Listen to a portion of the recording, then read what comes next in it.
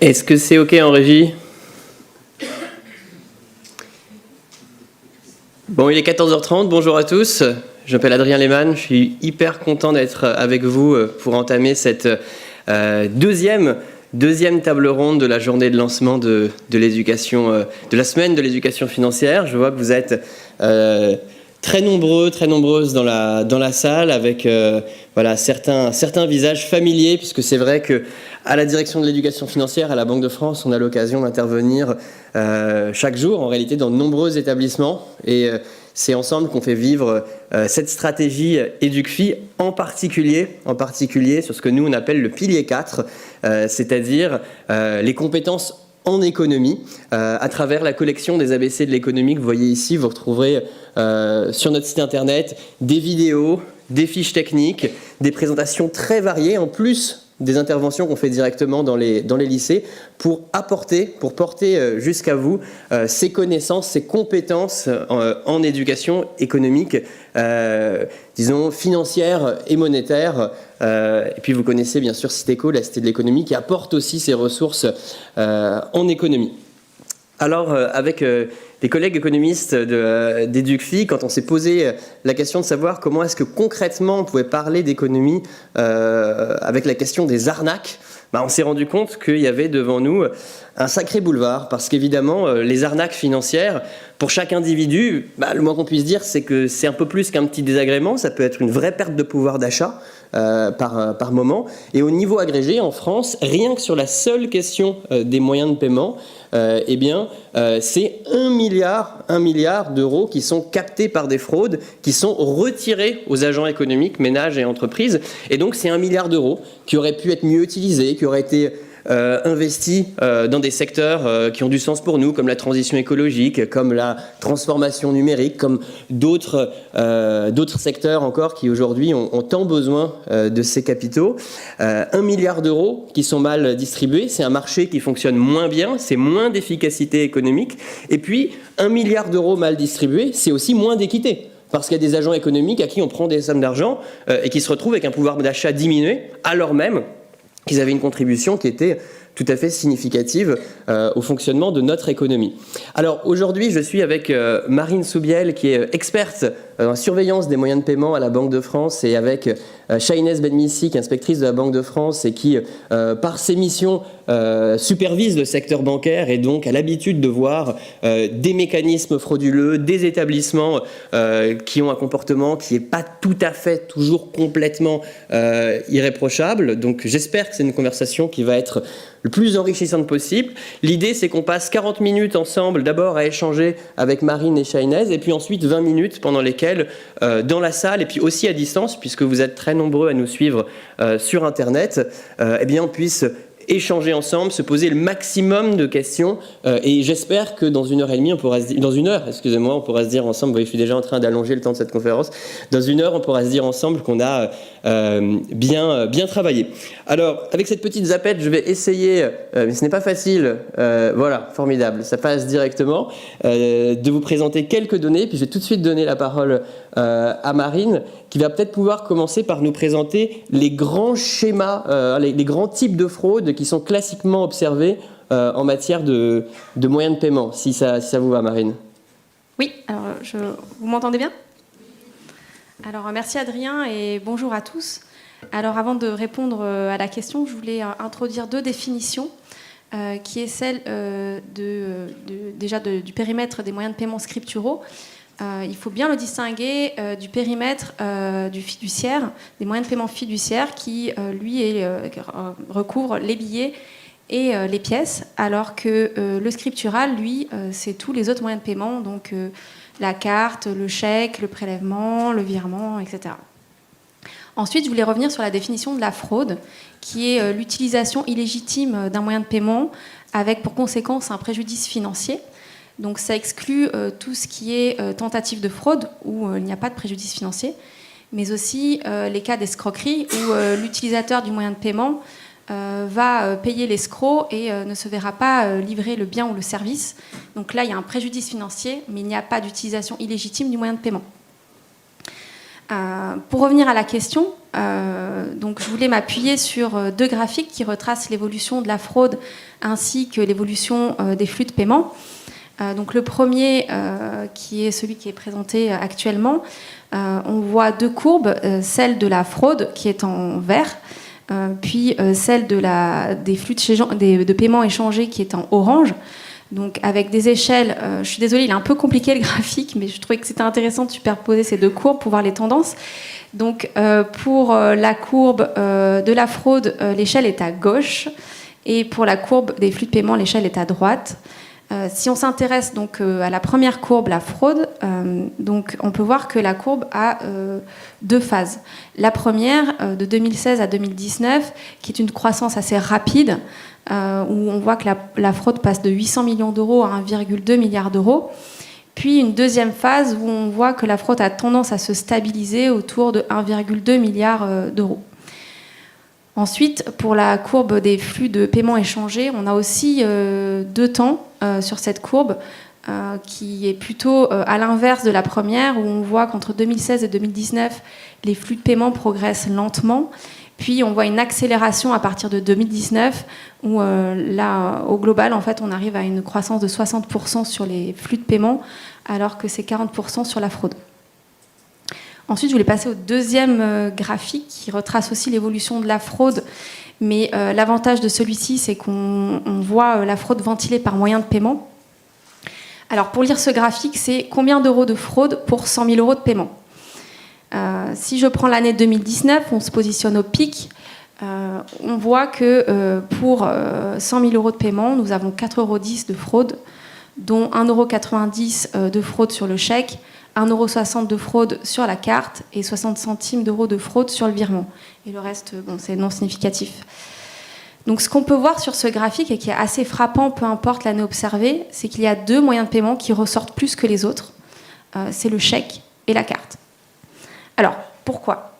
Alors, si on commence par le chèque, qui est le moyen de paiement le plus ancien, on va donner priorité au plus ancien. Le chèque, c'est le moyen de paiement le plus fraudé en France. En 2019, il représente 45% de la totalité de la fraude. Alors, pourquoi est-ce que le chèque il est aussi vulnérable face à la fraude ? Alors, tout d'abord, il y a une absence totale de plafond. Et lorsque vous perdez un carnet de chèques, vous perdez entre 20 et 50 chèques à la fois, ou bien voler d'ailleurs. On peut se faire voler jusqu'à 20 et 50 chèques à la fois dans un laps de temps très court. C'est autant d'opportunités de fraude pour la personne qui vous a volé votre chéquier. Alors, le vol de chéquier, ça représente à peu près 60% de la fraude au chèque. Et la fraude peut intervenir aussi bien lors du circuit de distribution du chèque qu'au domicile ou lors des déplacements de l'utilisateur.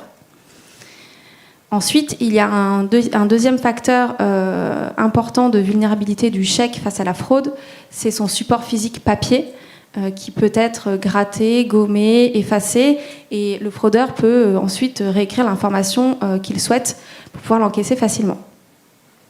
Donc ça s'appelle de la falsification, et ça représente environ 30% de la fraude au chèque.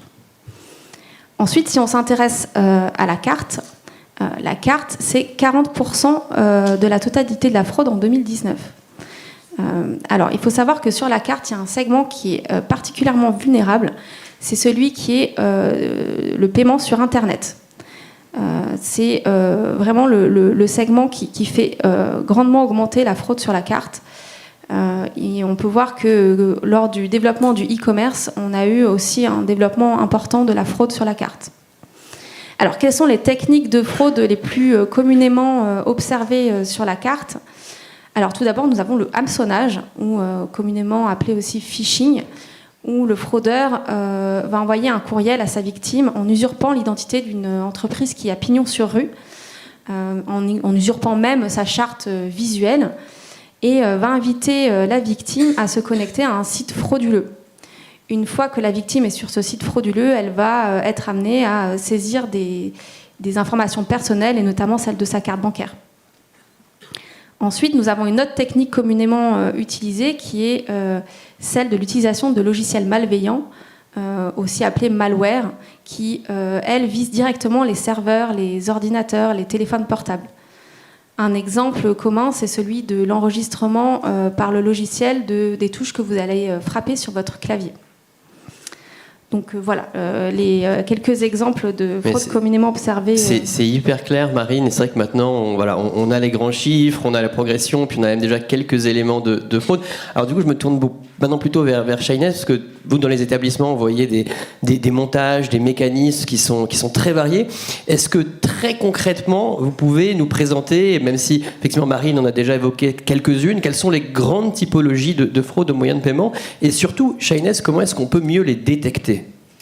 Alors, on peut peut-être passer la slide suivante. Oui, c'est mieux, voilà. Voilà. Alors, effectivement, je vais assister sur deux moyens de paiement qui sont particulièrement fraudés. Alors, on vient d'en parler. C'est vraiment le chèque et la carte bleue. Alors, actuellement, je suis dans un établissement bancaire et je suis en train de contrôler justement tous ces moyens de paiement qui sont fraudés. Et ce que j'essaye de voir, c'est comment l'établissement bancaire que je contrôle met en place des pare-feux. Un système robuste pour éviter que vos parents, que vous-même, que vos grands-parents se fassent frauder. Alors, le chèque. Quelles sont les grandes typologies de fraude sur le chèque? En fait, c'est vrai qu'on en parlait juste maintenant. L'acheminement du chèque. Lorsque vos parents commandent un chèque, entre le fait de le commander et de le recevoir à la maison, potentiellement, il est dans la nature. Et il y a des filières criminelles qui se spécialisent et qui récupèrent les chéquiers et qui peuvent effectivement émettre des chèques de manière frauduleuse, en imitant ou pas, forcément, parce que les banques parfois ne font pas les contrôles qui s'imposent sur les signatures, sur les libellés, etc.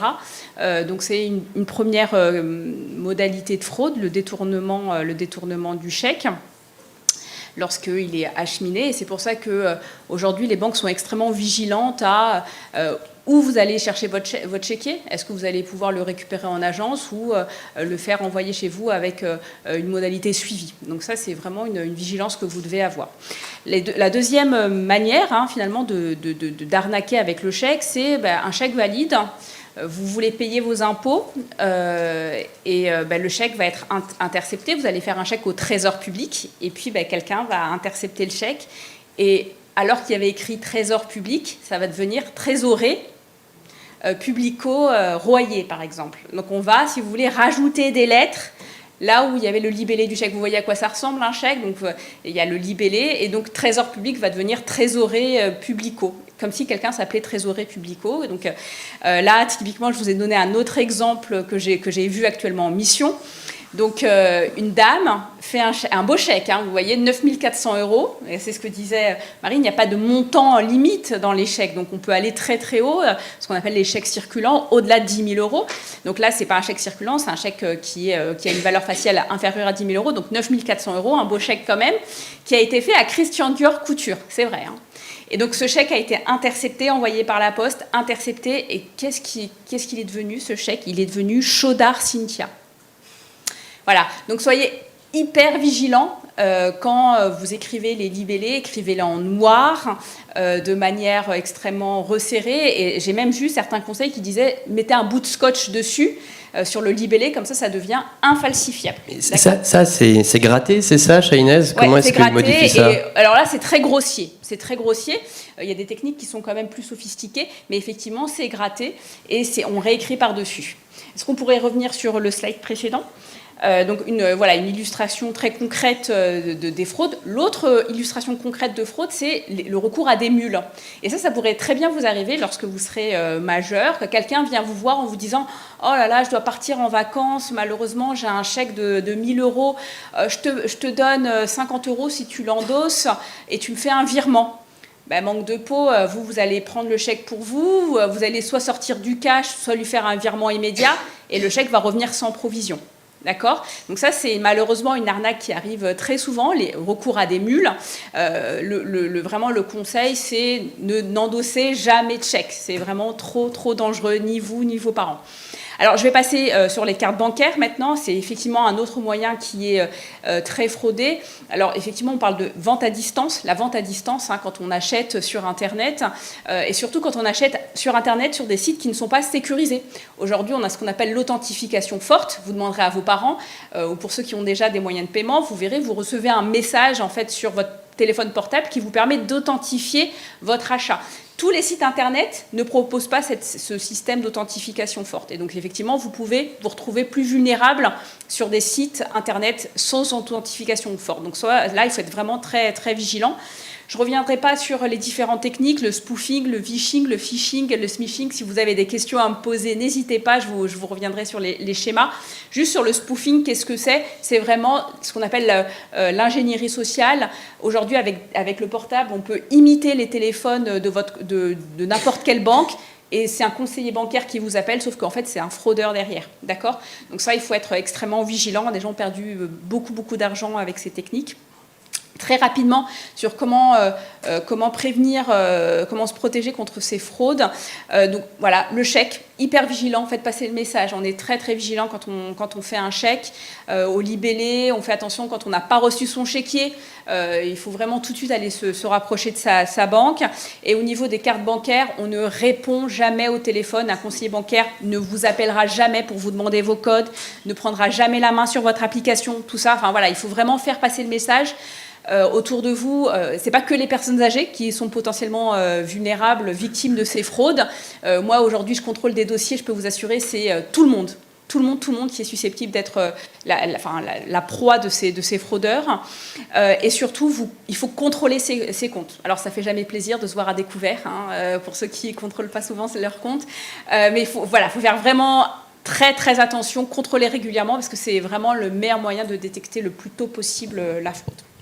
C'est hyper clair, Chahinez. Et c'est vrai qu'après tous ces chiffres, tous ces graphiques, tous ces exemples, on se dit que c'est quand même bien dangereux d'utiliser des moyens de paiement et qu'on peut vite se retrouver victime d'une fraude sans à peine avoir eu le temps de réagir. Alors, Marine, voilà, quand on fait ce constat, c'est vrai qu'on se dit que ça peut quand même être compliqué. Donc, comment est-ce que vous faites pour garantir cette confiance dans l'utilisation des moyens de paiement scripturaux en particulier ?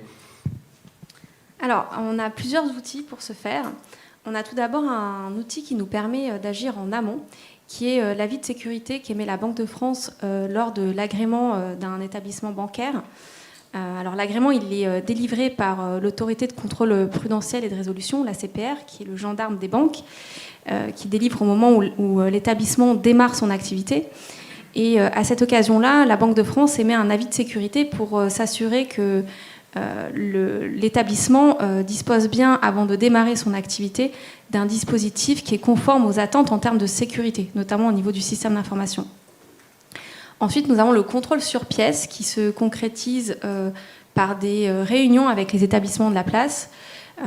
Et puis, on peut aussi avoir des demandes d'informations ou bien de procédures ou de documentation, notamment lors d'études transversales. Et puis, si on a un doute, on appelle l'inspection de la Banque de France pour demander un contrôle sur place pour aller vérifier si le dispositif est toujours conforme aux attentes. Et puis, on a aussi un outil statistique qui nous permet de collecter des données relatives à la cartographie des moyens de paiement ainsi qu'à la fraude afférente. Comme ça, on peut faire des analyses, que ce soit macro ou bien micro au besoin. Et enfin, on a un super outil qui s'appelle l'Observatoire de la sécurité des moyens de paiement, qui est une instance qui est présidée par le premier sous-gouverneur de la Banque de France et qui rassemble de nombreux membres qui représentent les différentes parties prenantes. Et je vais donner quelques exemples, mais je ne vais pas tous les citer parce qu'ils sont très nombreux. Les établissements bancaires, les associations de consommateurs et les associations de commerçants et d'entreprises, les forces de l'ordre comme la police, la gendarmerie, la justice, la CPR, les opérateurs de télécommunications, etc. etc. Donc, l'objectif commun de tous ces acteurs, de tous ces représentants, il est le même, c'est de maximiser la sécurité des moyens de paiement et de lutter contre la fraude, que ce soit via des actions ou bien de la sensibilisation. Alors maintenant que j'ai introduit l'Observatoire, je souhaitais justement vous donner des exemples forts d'actions fortes qu'a mené l'Observatoire, notamment pour lutter contre les fraudes qu'on a vues tout à l'heure sur les deux moyens de paiement les plus fraudés. Donc, par exemple, on a vu tout à l'heure que le pic de la fraude intervenait en 2019, et c'est justement l'année où nous avons introduit le déploiement de l'authentification forte pour les paiements en ligne. Donc, l'authentification forte a été introduite par une directive européenne, mais elle a été orchestrée par l'Observatoire de la sécurité des moyens de paiement. C'est-à-dire qu'elle a été coordonnée, elle a été suivie, les acteurs ont été soutenus via l'Observatoire. Donc, cette authentification forte, qu'est-ce que c'est ? C'est la combinaison de deux facteurs d'authentification qui appartiennent à deux catégories des trois que je vais vous citer. Donc, la première qui est la connaissance. Donc, c'est une information que seul doit connaître l'utilisateur du moyen de paiement. Ça peut être un mot de passe, un code, une information personnelle. La deuxième catégorie, c'est celle de la possession. Donc, c'est un élément que seul possède l'utilisateur du moyen de paiement. Donc, ça peut être un téléphone, une montre, un boîtier sécurisé. Et enfin, la dernière, c'est l'inhérence. On peut l'appeler aussi le facteur biométrique, qui, lui, est quelque chose qui est intrinsèque à l'utilisateur du moyen de paiement, qui peut être le visage, la voix, l'empreinte digitale. Donc, si je donne un exemple, avant le déploiement de l'authentification forte, nous étions en authentification simple. Alors, il ne s'agit bien que d'un exemple, hein, il y a plein de configurations possibles, mais lors de l'authentification simple, je veux payer quelque chose en ligne, je saisis mes coordonnées bancaires sur l'interface, puis s'affiche un deuxième écran où on me demande de saisir le code que je viens de recevoir par SMS. Je saisis le code, je valide et l'opération est terminée. Si maintenant je me positionne dans l'ère de l'authentification forte, le scénario reste le même, sauf que va s'ajouter une étape supplémentaire, qui est qu'on va me présenter un troisième écran où je vais devoir saisir un code personnel. Donc je saisis mon code, je valide et l'opération est terminée. Donc dans le premier exemple, sous l'authentification simple, je vais n'utiliser qu'un seul facteur qui est le facteur d'authentification de possession, puisque j'ai reçu le code sur mon téléphone.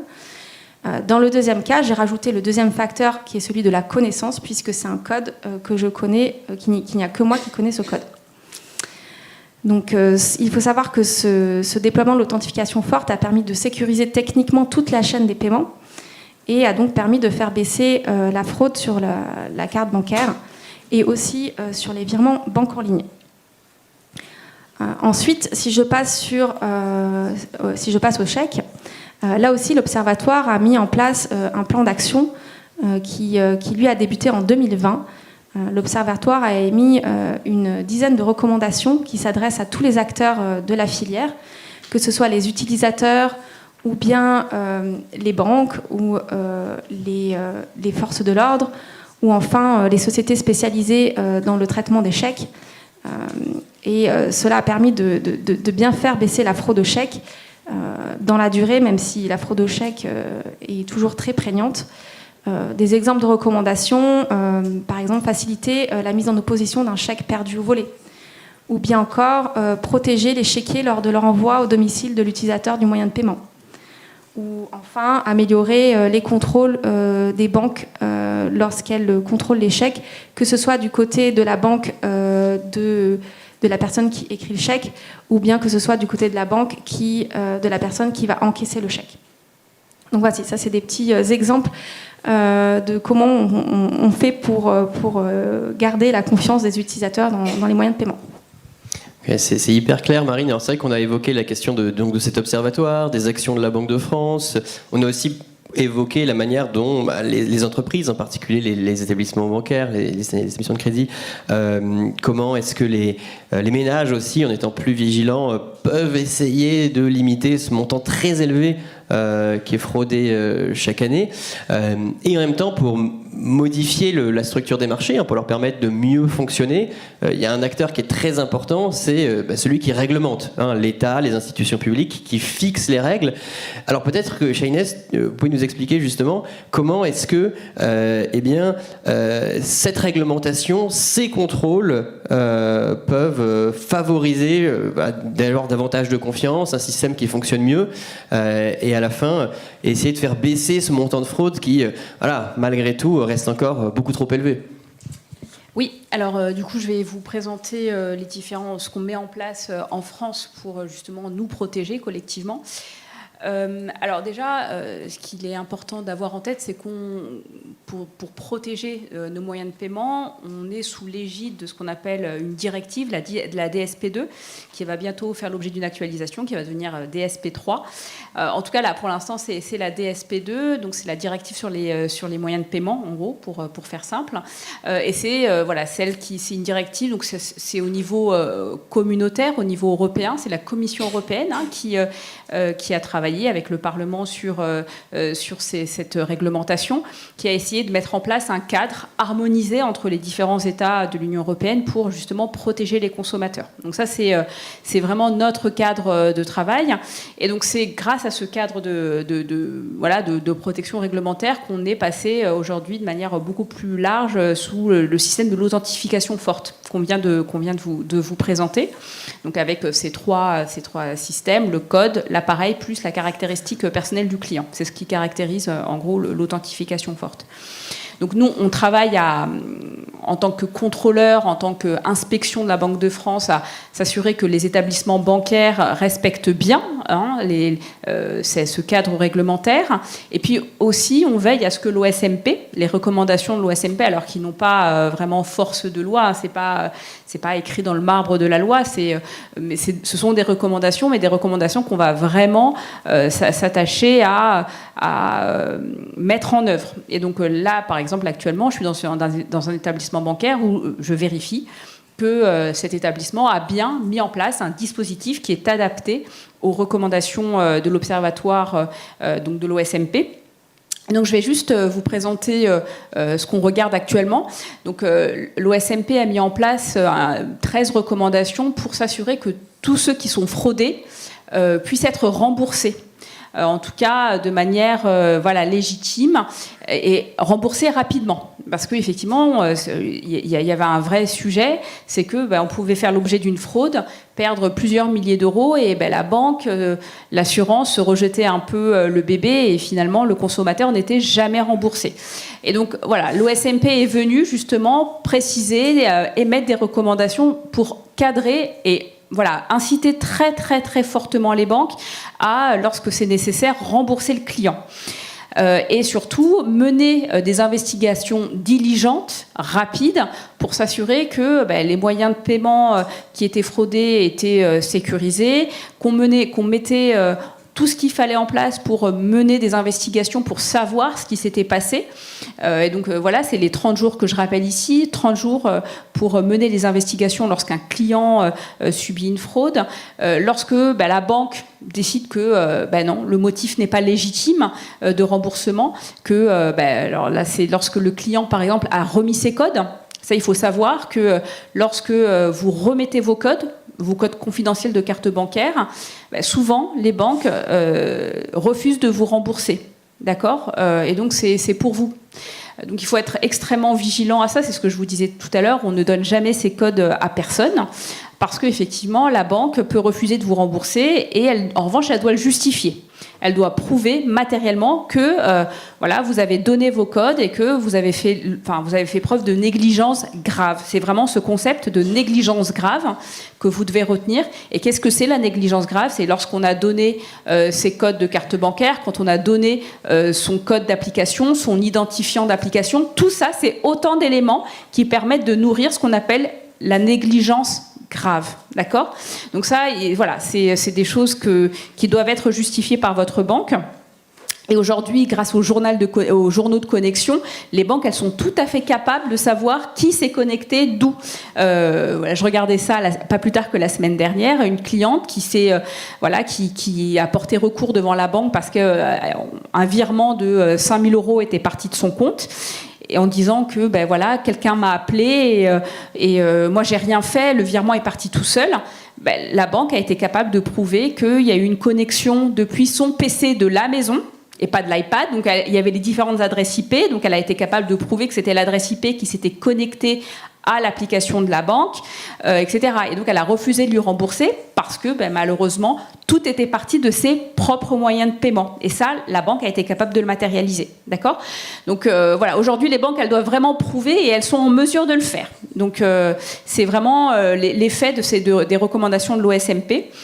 Et puis surtout, en fait, aujourd'hui, on a mis en place un château fort, c'est vraiment l'authentification forte. En revanche, tout ce qui sort de l'authentification forte doit être remboursé par les banques, d'accord ? C'est-à-dire que si, typiquement moi, à titre personnel, j'ai été fraudée en fin d'année dernière, et heureusement pour moi, en fait, la fraude a eu lieu sur un site d'une marque très connue, mais qui n'était pas sous authentification forte, d'accord ?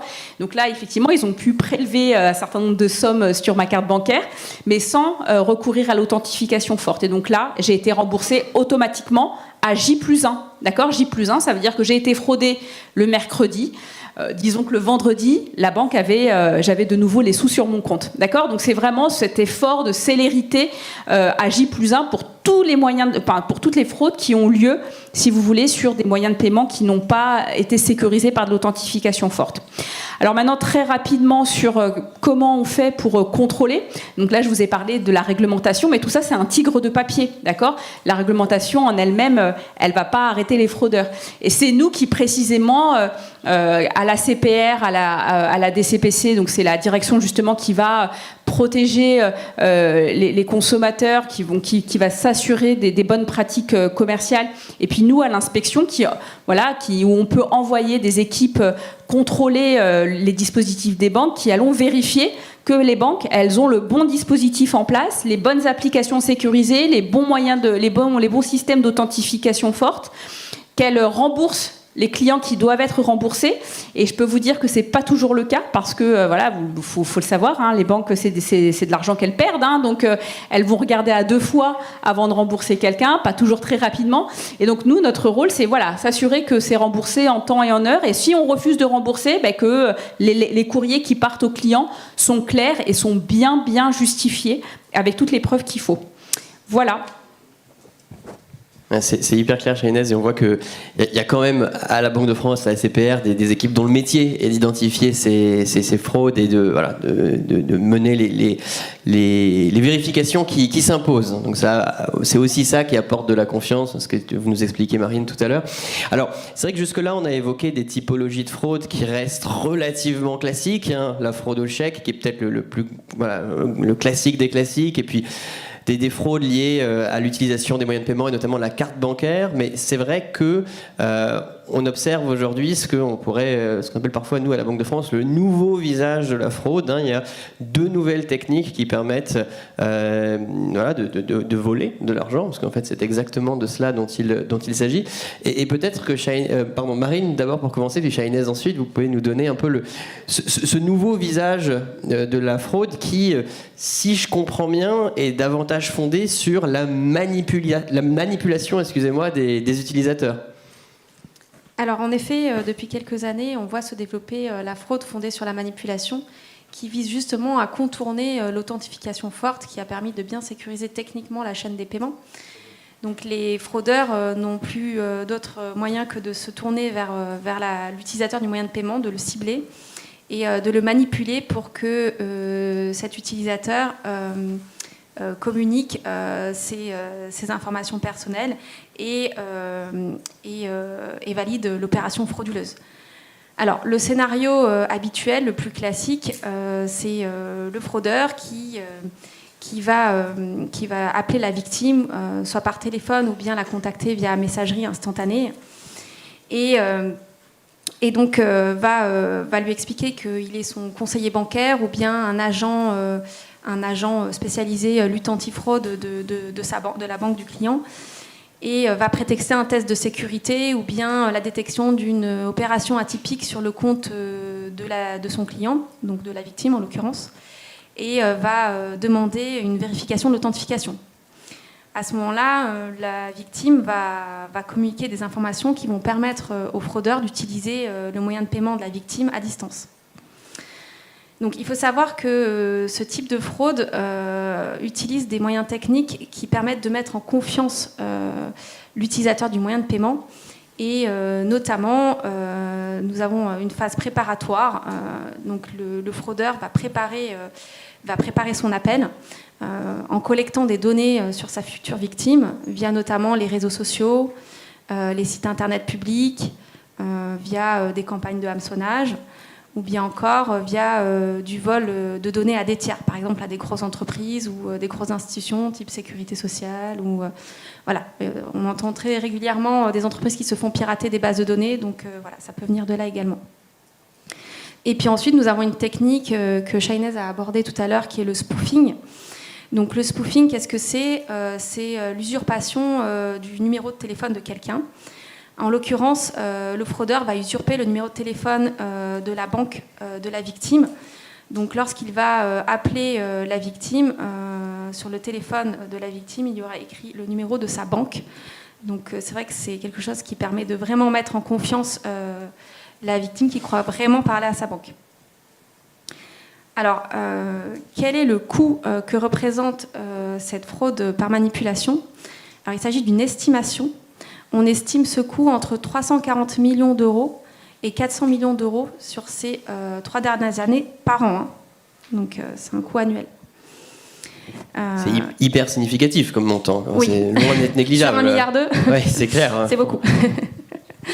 Donc, ce coût, il est supporté, comme le disait Shainez tout à l'heure, à la fois par les établissements bancaires des victimes, mais par les victimes elles-mêmes.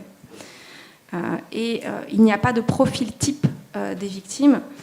N'importe qui peut se voir être victime de ce type de fraude.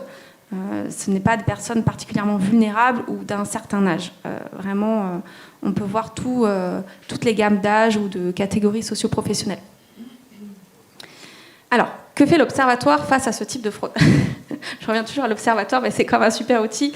Alors, l'Observatoire, face à ce développement de ce type de fraude, a notamment mis en place un groupe de travail avec les opérateurs de télécommunications. Donc, voilà, autour de la table, on a ces opérateurs et les banques. Et donc le but étant de mettre à mal certaines techniques utilisées pour mettre en confiance justement les utilisateurs des moyens de paiement pendant la fraude. Et donc le premier, c'est notamment la lutte contre le spoofing. Donc l'idée étant qu'il y a une loi, la loi Negelen, qui est passée l'été dernier, qui impose aux opérateurs de téléphonie de protéger les numéros de téléphone et notamment les numéros sensibles, qui est très difficile à mettre en œuvre par les opérateurs de téléphonie dû à de nombreux obstacles techniques. Et le but de ce groupe de travail étant d'aider justement les opérateurs de téléphonie, de les aider à lever ces obstacles techniques, mais aussi à mettre en place un dispositif transitoire qui permet justement de protéger au plus vite ces numéros sensibles, dont ceux des banques.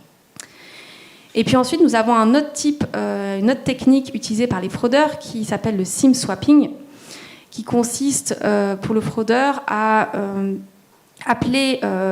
usurper du coup l'identité de la victime et à appeler l'opérateur de téléphonie de celle-ci en prétextant un vol ou une perte de téléphone et demander une réémission de carte SIM. Et une fois en possession du fraudeur, celui-ci va pouvoir utiliser les messages reçus sur le téléphone portable à des fins d'authentification. Donc, que fait l'Observatoire ? Que fait ce groupe de travail face à cette technique de fraude ? Alors, l'Observatoire encourage fortement les banques à communiquer avec les opérateurs de téléphonie et notamment au moment où quand une opération est passée, une transaction est passée, de consulter, avant de valider l'opération, de consulter l'opérateur de téléphonie pour vérifier qu'il n'y a pas de réémission de carte SIM. Et ce, de manière systématique. Donc voilà, quelques exemples. Et puis aussi, sans oublier le volet sensibilisation. C'est le rôle de l'Observatoire, mais aussi de la Banque de France, de sensibiliser le plus grand public à ce type de scénario et aux bons réflexes à adopter lorsqu'on se rend compte qu'on est victime de la fraude ou bien juste après s'être rendu compte qu'on a été fraudé. Voilà. Donc, c'est vrai que c'est hyper clair et moi je retiens notamment le rôle des opérateurs télécoms, quoi, parce que c'est vrai qu'en matière de contrôle bancaire, on voit à peu près quels sont les grands acteurs habituels qui font que le système fonctionne mieux, mais c'est vrai qu'aujourd'hui, la banque, les opérations du quotidien, c'est aussi beaucoup avec le téléphone. Et puis c'est un moyen de nous contacter qui est au fond le principal moyen d'entrer en contact avec nous. Donc c'est hyper important. Hein. En complément de ça aussi, alors je ne sais pas si on est autorisé à citer des marques, mais tout ce qui est Apple Pay, Google Pay, etc., c'est donc sur nos téléphones et c'est aujourd'hui, malheureusement, un mode de fraude très très important. Les gens se servent des comptes Apple Pay, Google Pay, arrivent à les pirater et à faire des achats extrêmement chers en ligne ou même dans les magasins. Donc c'est vrai que le téléphone, c'est un outil alors à la fois formidable, mais d'une grande vulnérabilité. Alors, dans un instant, on va ouvrir les questions au public et vous êtes très nombreux, très nombreuses dans la salle. Donc, je pense qu'avec Chahinez et Marine, on sera vraiment très contents de pouvoir échanger avec vous. Et puis, vous qui nous suivez à distance, vous pouvez aussi nous poser des questions dans le chat. Et on m'a indiqué que vous étiez déjà nombreux à le faire, donc continuez à le faire. Et comme ça, ensuite, on va pouvoir avoir au moins un quart d'heure pendant lequel on pourra échanger très librement sur ces questions de fraude. Avant de vous donner la parole, toutefois, j'ai envie de parler pendant encore un petit moment avec Chahinez, parce que c'est vrai que jusque-là, on a parlé de la fraude aux moyens de paiement. Donc ça, on comprend bien ce dont il s'agit. Mais une fraude qu'on observe de plus en plus, Chahinez, c'est la fraude à l'épargne. Alors ça, c'est peut-être moins évident. Est-ce que vous pouvez un peu nous expliquer ce que c'est ? Et puis, au fond, peut-être comment est-ce qu'on peut améliorer leur détection ? Oui, alors ça, effectivement, c'est une fraude. Je pense que vous en avez tous entendu parler via des influenceurs, etc. C'est en gros la fraude au forex, achat de bitcoin, etc. Donc peut-être rapidement le slide qui va vous permettre d'avoir les infos qu'il faut. Donc effectivement, avec les taux bas, pendant très longtemps, le rendement était faible et donc on était à la recherche finalement d'investissements pour son épargne plus rémunérateur. Et donc il y avait des investissements qui faisaient rêver beaucoup de monde, les cryptos, Bitcoin, etc. Et les investissements sur les marchés financiers, notamment sur les réserves de change, les matières premières, etc. Alors, il y a un principe de base, c'est que les arbres ne montent jamais jusqu'au ciel, d'accord ? Donc, tous les placements qui vous semblent, rendement garanti, mais à la fois très risqués, c'est pas vrai, d'accord ? Donc, il faut être très raisonnable, très prudent avec son épargne. Souvent, les typologies derrière de fraude que l'on voit, c'est vraiment des plateformes frauduleuses qui vous propose d'acquérir des bitcoins et qui vous offre également un service pour en même temps conserver ces bitcoins, qui vous propose également du trading sur des crypto-actifs avec des contrats qui vous permettent de parier à la hausse ou à la baisse sur un actif. Alors vraiment, la chose à faire, c'est de s'assurer que ces plateformes sont bien enregistrées auprès de l'AMF, ou bien qu'elle dispose d'un agrément, d'accord ? Ça, c'est une garantie pour vous en tant qu'investisseur, pour vous dire que au moins des contrôles ont pu être menés par l'AMF ou par la CPR. Il y a une ligne téléphonique, vous pouvez appeler et savoir si cette plateforme a bien fait l'objet d'un enregistrement ou d'un agrément. Pareil, pour tout ce qui est proposition d'investissement sur les marchés financiers, forex, matières premières, etc. C'est souvent des sites qui sont basés à l'étranger. Et malheureusement, vis-à-vis de ces sites, il y a très peu de recours possibles. Donc c'est souvent des pertes sèches pour les gens qui placent leur argent dans ces produits financiers extrêmement risqués. Donc là encore, beaucoup de vigilance et je vous invite vraiment à aller regarder la liste noire qui est publiée sur le site ABE Infoservice, qui vous permet justement de retrouver tous ces sites qui proposent des investissements de trop beaux pour être vrais. Et là encore, je vais prêcher pour ma paroisse, mais à l'inspection de la Banque de France, à la CPR, on met en place des contrôles. Alors vous savez qu'on a deux grandes autorités de contrôle, l'autorité des marchés financiers, l'autorité de contrôle prudentiel et de résolution. C'est vraiment ces deux agences, ces deux institutions qui se coordonnent pour protéger les épargnants, les consommateurs, etc. Et là, en l'espèce, sur les crypto-actifs, proactif, on travaille de concert avec l'AMF. Et on s'efforce vraiment de vérifier que lorsqu'on donne un agrément, lorsqu'on enregistre, ces acteurs financiers sont solides. Pour vous donner des exemples qu'on a pu voir au cours de nos contrôles, moi j'ai un collègue par exemple qui a contrôlé un établissement qui faisait des cryptos, et donc il a vu, ce collègue, que le propriétaire de cette entreprise se servait dans les portefeuilles crypto des clients.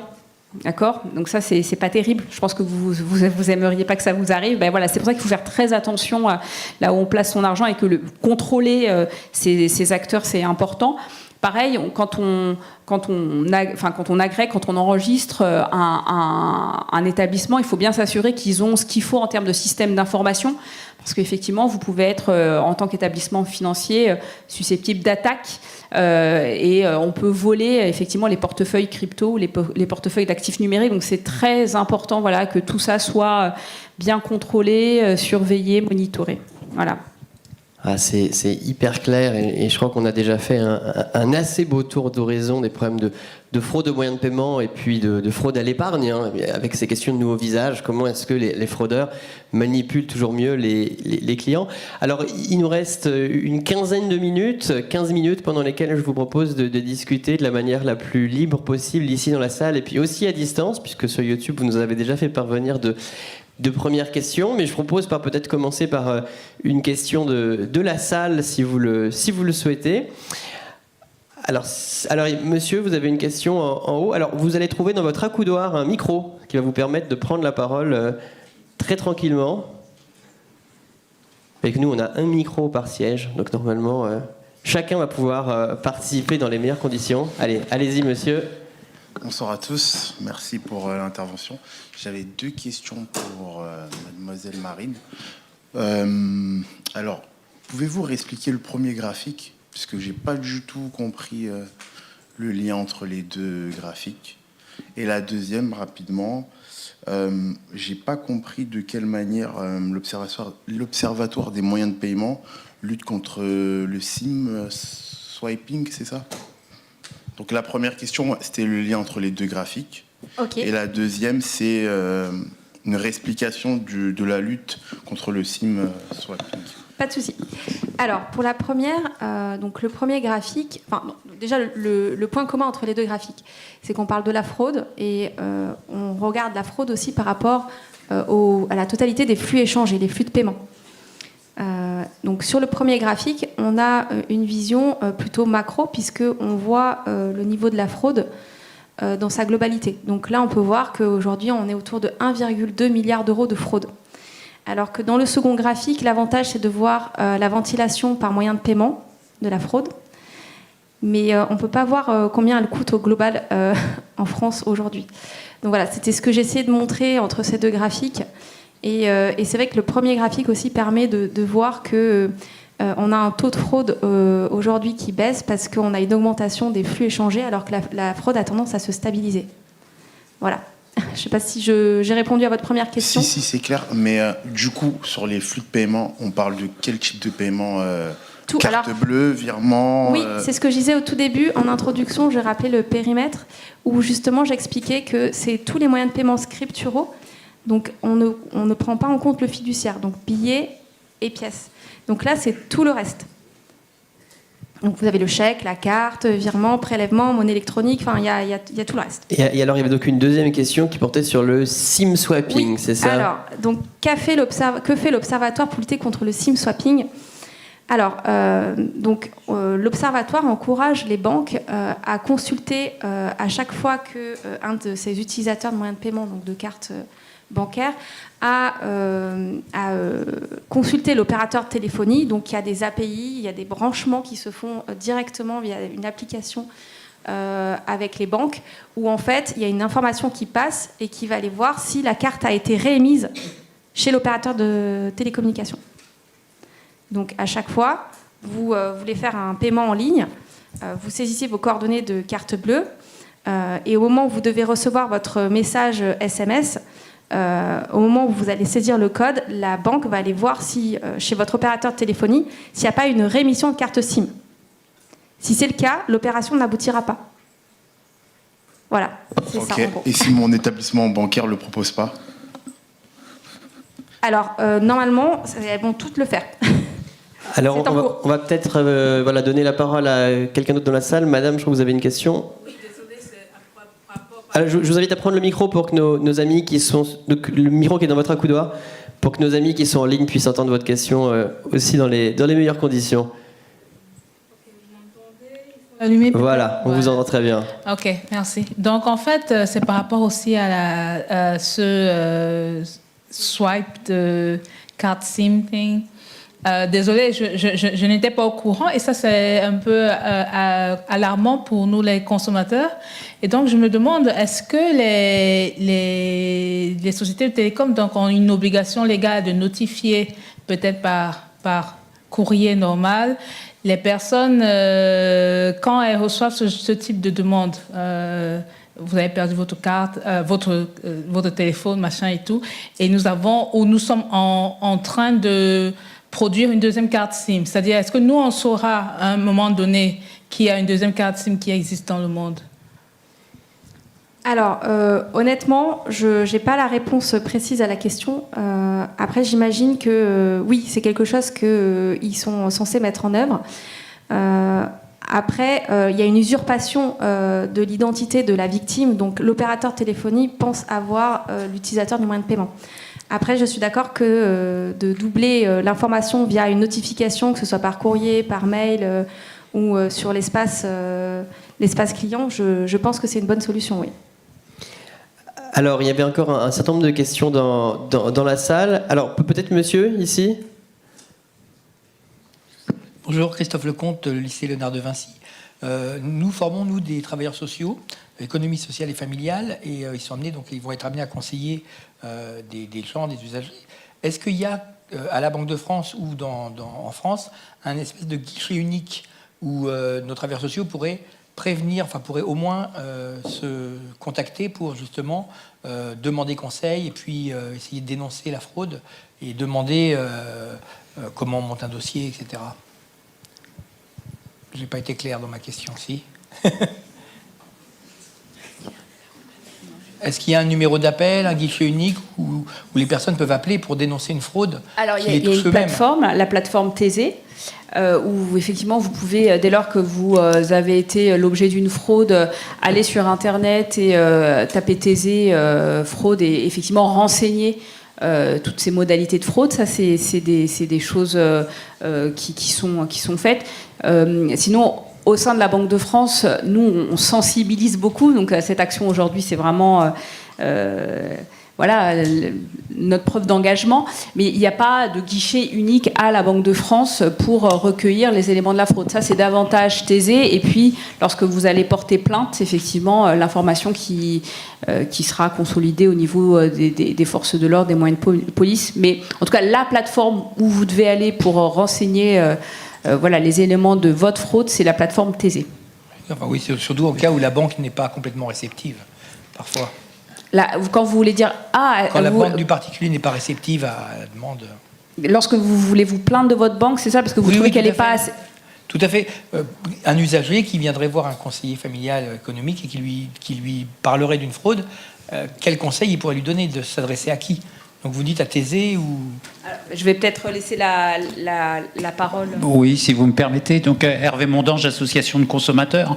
Il y a un parcours qui est bien identifié pour faire des réclamations. En la matière, souvent vous avez une première réponse qui émane du service sécurité de la banque. Ensuite, vous avez l'obligation de faire une réclamation en bonne et due forme auprès de l'établissement. Et si la réponse de l'établissement ne vous satisfait pas, vous avez la possibilité de saisir un médiateur de la consommation qui vous sera, dont l'établissement vous donnera le nom et le mode de saisine. Et c'est le parcours que nous, on recommande et qui est un peu celui qui doit être suivi par le consommateur. Et tout ça avec promptitude, si possible. Bon, je vois qu'on est en train de faire la transition vers la deuxième table ronde, puisqu'effectivement, dans un instant, on va parler des finances personnelles et de la manière dont, en tant que consommateur, on peut mieux se positionner dans cet écosystème. Et peut-être, Oui. Si je peux me permettre, donc Bruno Juillet, je suis le directeur de la Banque de France de Paris-Bastille. Effectivement, en cas d'usurpation d'identité, il y a bien deux choses à faire. Il faut effectivement aller porter plainte et venir à l'un de nos guichets Banque de France pour que l'on puisse faire le nécessaire pour nous prendre contact avec un service central chez nous qui va analyser avec l'établissement de crédit les documents qui ont été fournis afin de vérifier qu'il y a bien usurpation d'identité. Et si l'usurpation d'identité est bien avérée, la personne va rester fichée. Donc vous allez recevoir un document qui vous indique qu'effectivement vous avez été victime d'une usurpation d'identité.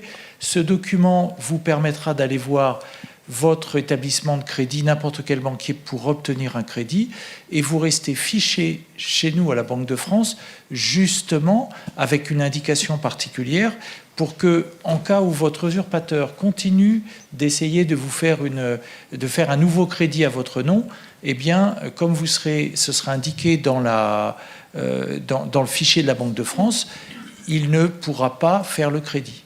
Donc, puisqu'il y a une vérification des établissements de crédit pour chaque prêt qui est fait. Ouais, mais là, c'est vraiment sur le crédit, alors que là, on est sur la fraude aux moyens de paiement. C'est vraiment, effectivement, En tout cas, sujets connexes. c'est vrai que c'est l'occasion de rappeler qu'il y a de très nombreux types d'arnaques financières, crédits, moyens de paiement, l'épargne plus largement dont on a parlé. Alors, il nous reste encore quelques minutes et je crois qu'il restait des questions dans la salle, donc c'est le bon moment.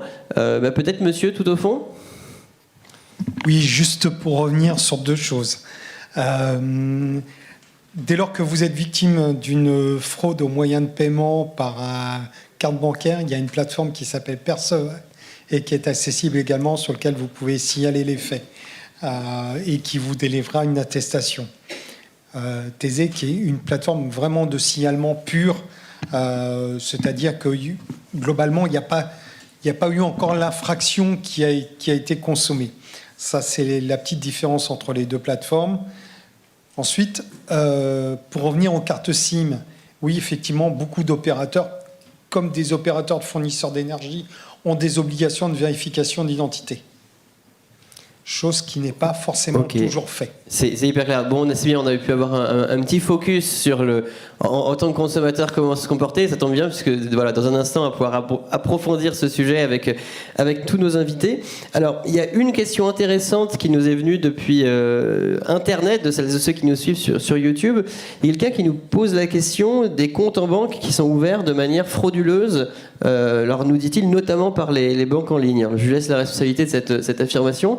Mais en tout cas, l'usurpation de l'identité qui permettent d'ouvrir un compte, comment est-ce que les banques, par leur mécanisme de connaissance de la clientèle, comment est-ce qu'en demandant des justificatifs, elles permettent d'enrayer ce phénomène ?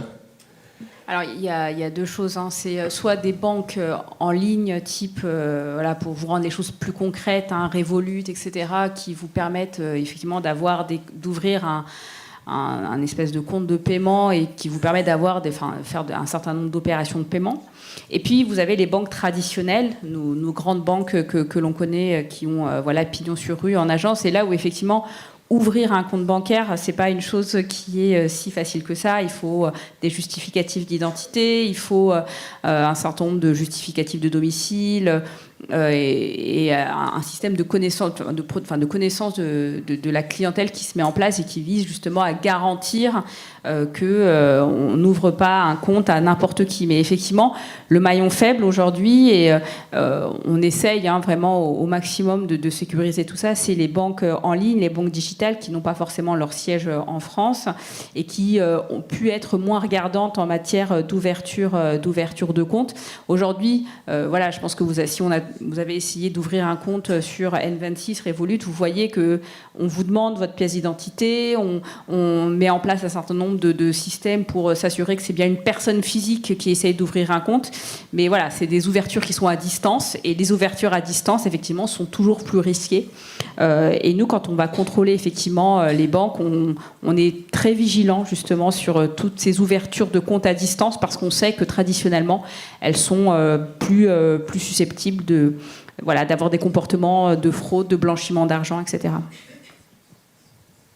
Marine, tu voulais dire quelque chose ou non, tout va bien. C'est hors périmètre. Ah oui, très bien. Alors, ça tombe bien puisque le temps vient commencer à nous manquer. Et, voilà, en économie, on dit que l'économie, c'est la répartition des richesses dans un monde de rareté. S'il y a bien une ressource rare, c'est le temps. Et donc, ce moment devait arriver. Pour conclure cette séquence, je voudrais quand même rappeler, Chahinez et Marine, que pour prolonger cette conversation, vous retrouverez en ligne sur le site des ABC de l'économie des fiches techniques, des vidéos sur l'épargne, sur les moyens de paiement qui vous permettront peut-être de continuer à acquérir des connaissances. En tout cas, Chahinez, Marine, je crois qu'on peut vous applaudir vraiment et vraiment vous remercier pour cette conférence. Voilà, on s'est posé la question sur le plan économique, hein, comment est-ce que ce milliard d'euros annuel de fraude, rien que pour les moyens de paiement, comment est-ce qu'on peut mieux l'évaluer, mieux détecter les fraudes pour que le système économique fonctionne mieux, un système qui fonctionne mieux pour allouer les fonds et donc générer davantage de valeur, et puis un système, on se le disait, qui est aussi plus équitable, parce qu'à la fin, les personnes qui sont volées, ça a un impact significatif sur leur niveau de vie. On va maintenant s'intéresser très concrètement à la manière dont, en tant que consommateur, en tant que citoyen, on peut peut-être éviter ces fraudes en s'organisant mieux, avec aussi parfois certaines techniques qui nous permettent d'être plus efficaces. Vous allez donc, dans quelques minutes, on va marquer une très courte pause, rencontrer de nouveaux intervenants, de nouveaux intervenantes. La journée de lancement de la semaine de l'éducation financière continue dans un instant. À tout de suite et merci à vous.